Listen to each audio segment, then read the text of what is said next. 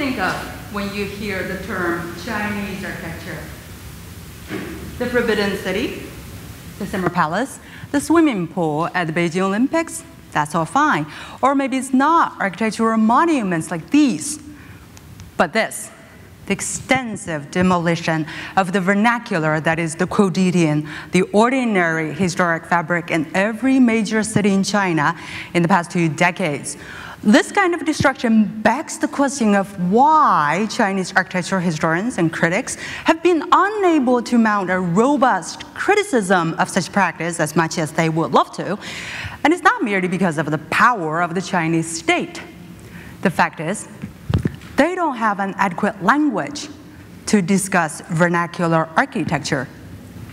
My question then is there a connection between what we usually consider Chinese architecture and the architecture historians' inability to articulate the vernacular in its own terms?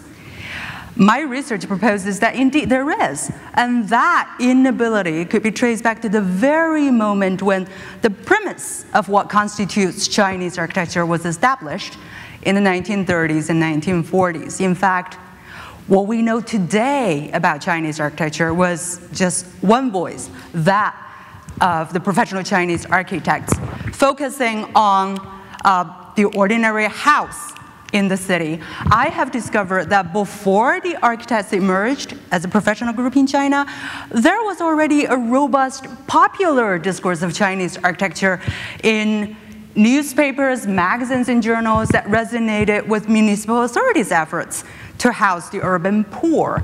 The subsequent writing of a history of Chinese architecture by the professional Chinese architects, of course, was a process of subordinating and subsuming these alternative discourses. I wish to excavate and recover the commoner's voice from these popular sources at a historic juncture when Chinese architecture was being modernized in order to reveal 2 interrelated phenomena.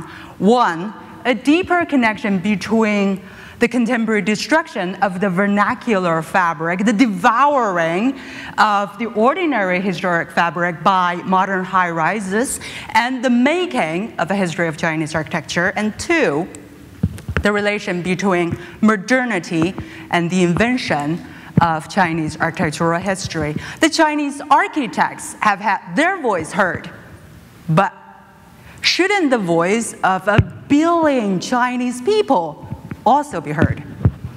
Thank you.